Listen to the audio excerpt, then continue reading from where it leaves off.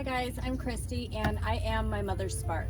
And today I'm going to be showing you how I make makeshift raised garden beds out of baby pools, and I'm going to show you step by step.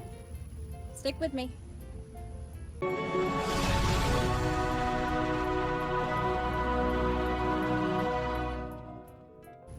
Hi, welcome back guys, and this is just a Walmart $7 baby pool that you can get at any Walmart or any other little stores that you have there. And when I had done my little video of my garden prior, about 3 weeks ago, I had a couple people tell me it was a great idea and asked me how to go about doing it. So I'm going to show you how to do it, because honestly my cucumbers that I have in the buckets are getting root bound and they need more space because they are not doing very well. They need some room to thrive. So I'm going to show you how to do it with a baby pool and make a raised garden bed that will last you a whole lot longer than the wood ones, because the wood ones I found last maybe 2 years and then they actually just rot out. So this is one of the baby pools I had already had some of my plants in that I've had to transport. If you remember, if you did not see that video, I encourage you to go back and see it. It's titled "Where Am I?" and it shows you how I started some of these plants in sandbags in these baby pools, but now I'm going to convert them into a whole raised garden. And it's kind of dirty because I've already been using it, so just bear with me. It's not going to hurt anything by having the algae and so forth in there. But one thing I do want to show you is it does not matter what size baby pool that you use. It's whatever is good for your yard. If you have a smaller yard, they have smaller ones. If you have a bigger yard or you want a bigger raised garden, you can use the bigger pools. This particular one is the medium sized one. And please bear with me, it is currently about 91, 92 degrees, so it's very hot, and I'm trying to beat the rain. So to start with, as I said, I have a medium pool. The first thing that you want to do when you get these pools is make sure that you have some sort of drain hole so that you don't drown your plants. So we have one little tiny hole here, and we have it this size because if you're just doing it with the sandbags, you want to make sure that you have some sort of rubber stopper in that hole, so when you have times of drought, you can just pop that in, water it, and it'll hold that water through that drought. But during our season here, where it's raining every single day, you want to take that plug out so that you don't drown your garden.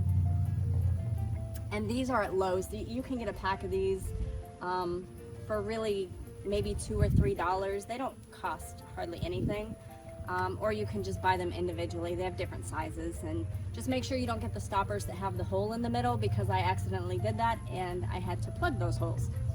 So look carefully at what you're buying. So after you put the hole in, the drainage hole, so you don't drown your plants, your roots, you want to find some sort of way to put some sort of barrier over that hole so that it can still drain, but you don't lose any of the soil as it drains. And usually I would use a weed barrier, but I am having a hard time finding my weed barrier, so I'm actually going to use one of the old sandbags that I had one of my plants in that I transported, so that this doesn't go to waste and I can just reuse it instead of throwing it away. I already had to cut it down the middle to get my original plant out, and I'm just going to finish cutting it the rest of the way. It doesn't have to be perfect, you're just making it to where you don't lose any of your soil.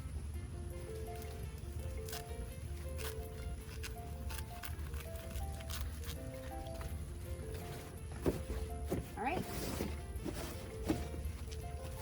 and you just cover up that hole.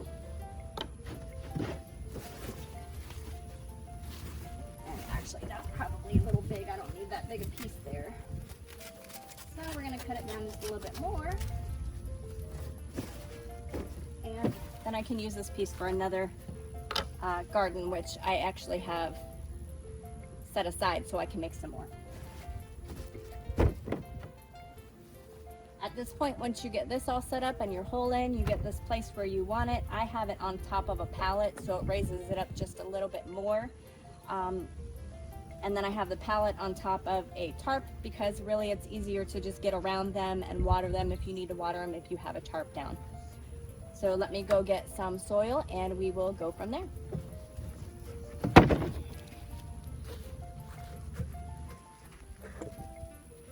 Alright guys, so I have one bag of soil here. It is not an expensive brand, it's just pretty much the Walmart's brand or whatever the off brand is for garden soil.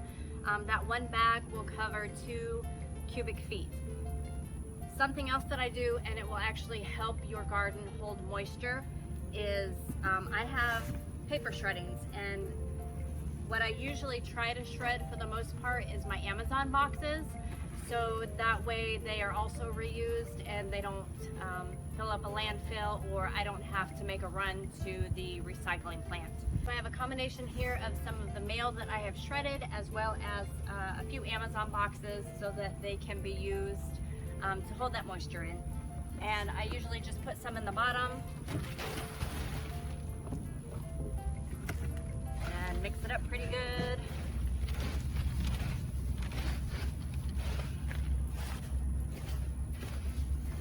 And kind of spread it out so it's even on the bottom.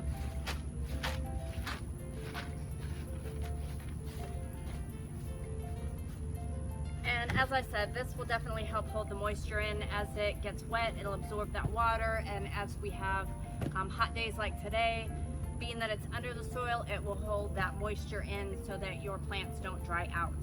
On top of this, I'm going to put my soil, and then I'm actually going to put some more shredded paper and mix that in with my soil, and we'll see where we're at for a level as far as our garden, and if it's up to the edge here so that we can transplant some cucumbers and hopefully bring them back to life and see how it goes from there.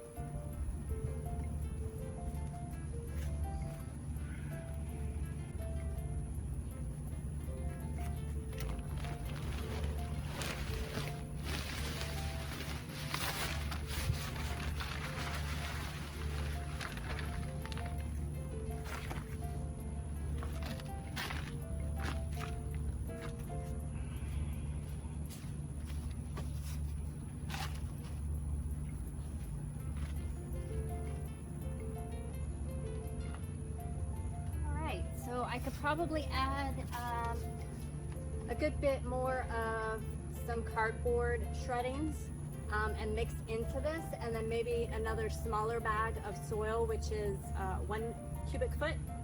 And that should hopefully do it for this, and then we can start transporting. All right, so let's see if we can't bring some cucumbers back to life.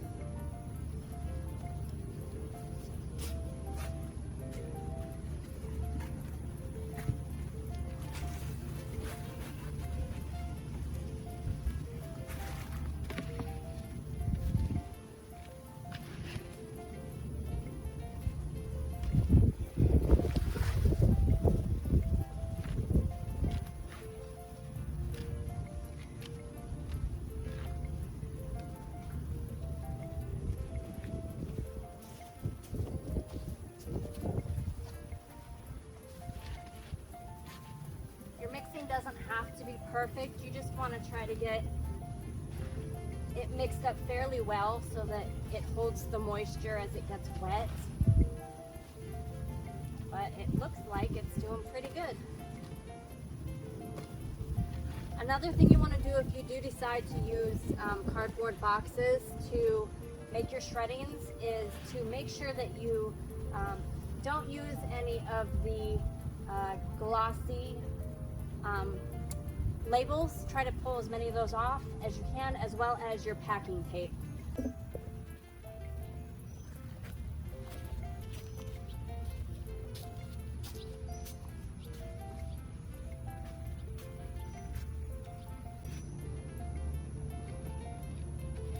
So far this looks good with everything I've added, which was a total of 3 cubic feet of garden soil and about maybe 2 cubic feet of cardboard shredding.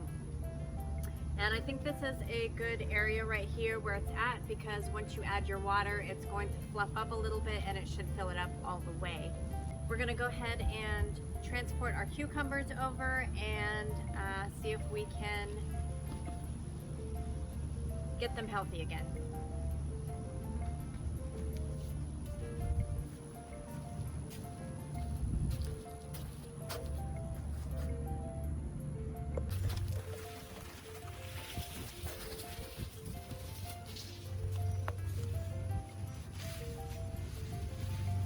So as you can see, my cucumbers are struggling.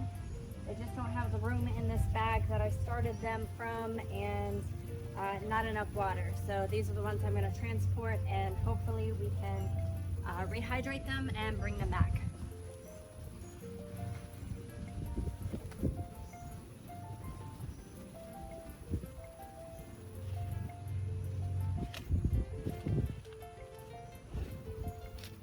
We're just going to make a little room for it here.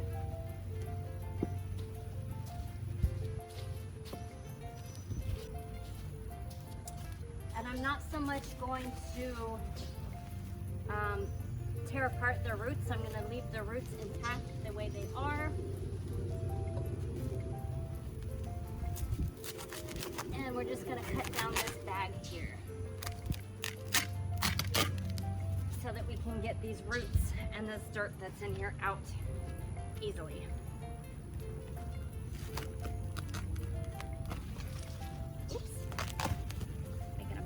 Doing this. Take our little bit out.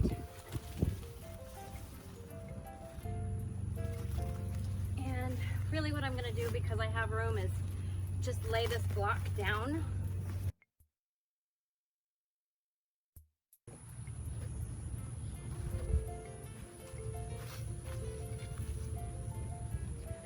Alright guys, so I had a little bit of technical difficulties. My camera shut off and I was not aware of it because it overheated because of how hot it was today. And it's starting to cool off now, but it's going to rain here very soon. So what I did do while my camera was off was I finished filling up my baby pool with the other bag of soil, as well as some more of the shredded cardboard. I have transported my cucumbers that are in serious need of some water and some more space. You didn't get to see the roots of this particular cucumber plant, but the entire bottom of the plant was white from the roots. So I transported them over. I have unknotted my vines, so I have them spreaded out. I have them spread out, and I'm going to be cutting off the dead leaves that have dried up from not being able to get enough water. I'm also going to move over my watermelon plant to this other side of this baby pool. I want to make sure I have enough space for all of them to continue to grow. And I'm going to go from there, and hopefully my camera doesn't shut off again.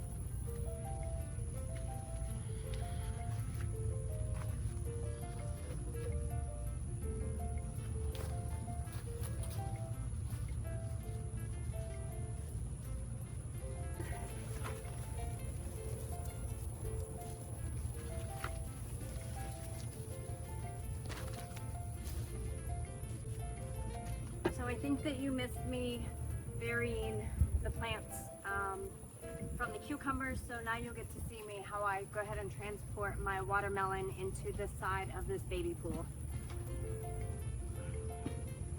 Just move the dirt over and the shreddings. You want to make some good room so that you can get this plant in there when you transplant it to its new home. And I'm not going to again fight to get this out. I'm just going to cut this bag open so I can put this in here.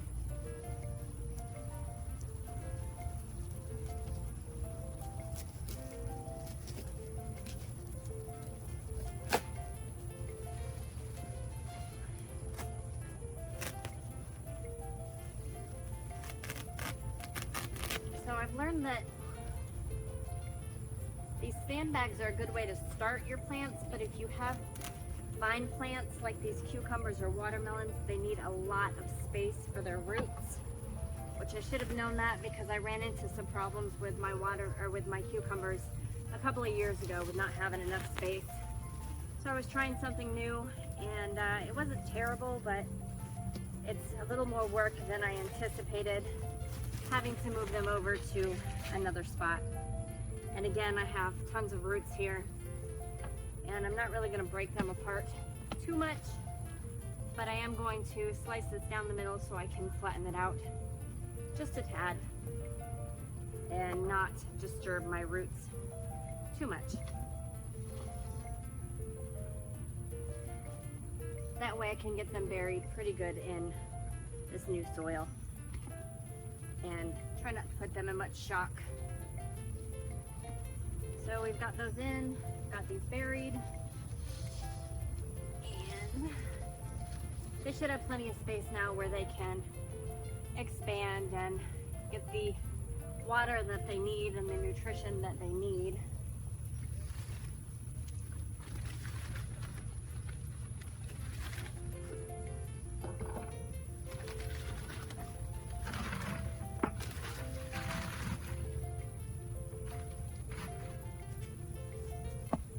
And hopefully it'll give them a fighting chance. We're just going to spread these out a little bit so they don't choke each other.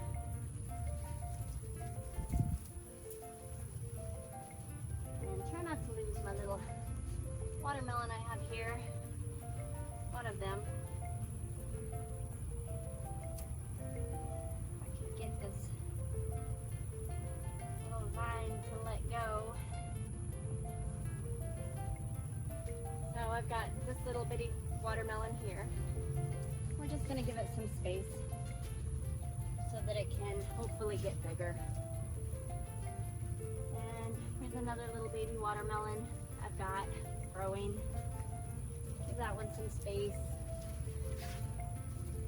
And just kind of spread these out a little bit so they have room to grow. And here's my big old watermelon. It's just huge.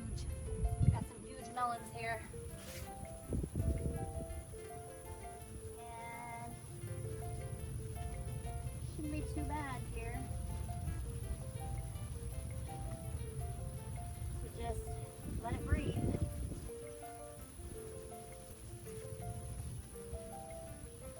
And not crowd each other. So there's those are all set. Got a good bit of watermelons actually growing. You can't really see some of them, they're little bitty, but they're here. So now I'm just gonna cut off all these little dead leaves that are taking away nutrient from the rest of my flowering cucumber here. Should have done this quite a bit ago, but it's hard to do things like this when you have a full-time job. So I'll spread these out. Alright guys, so as you can see, I went ahead and I cut off all of my dried dead leaves, and I have stretched out my cucumber plants. I've cut off all the dead dry leaves from my watermelon plant, and I've stretched those out. And now I'm just going to give them a good water and get some moisture back in them.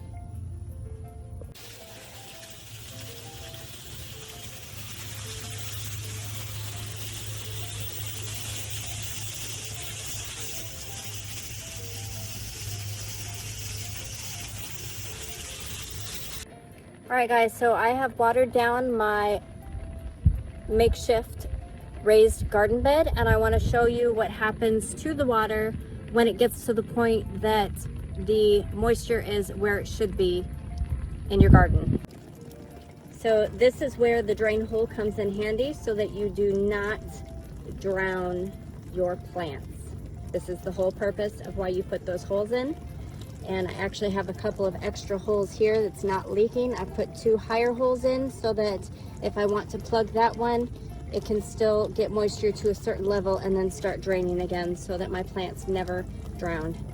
So we will check on this here in a week or so and see where we're at.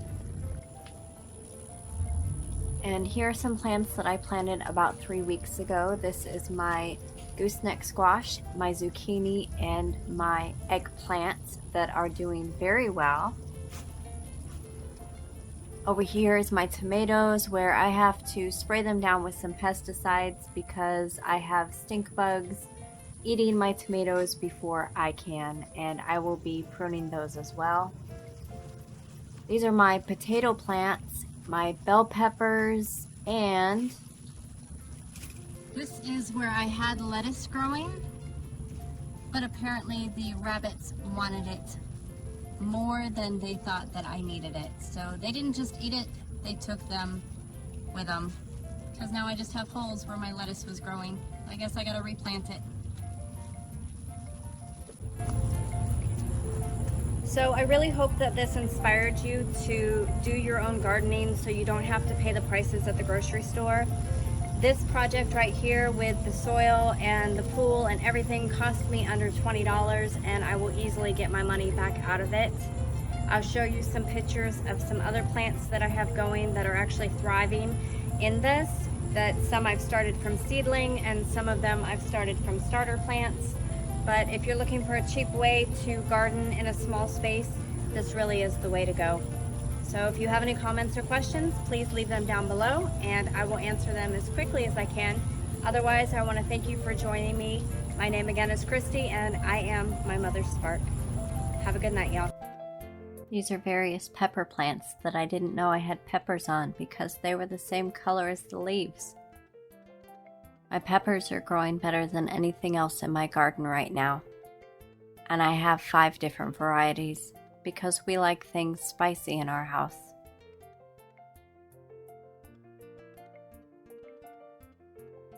This one doesn't quite have any peppers growing, but it has a lot of baby buds that are starting. This is my first hot pepper to turn red. I'm not going to pull it until I'm ready, but a couple are following.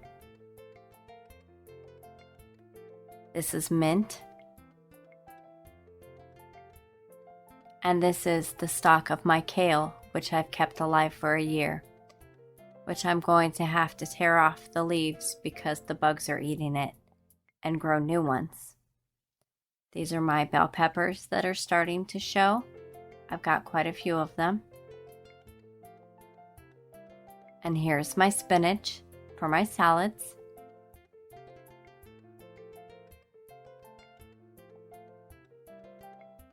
And these are my zucchinis, which are doing great.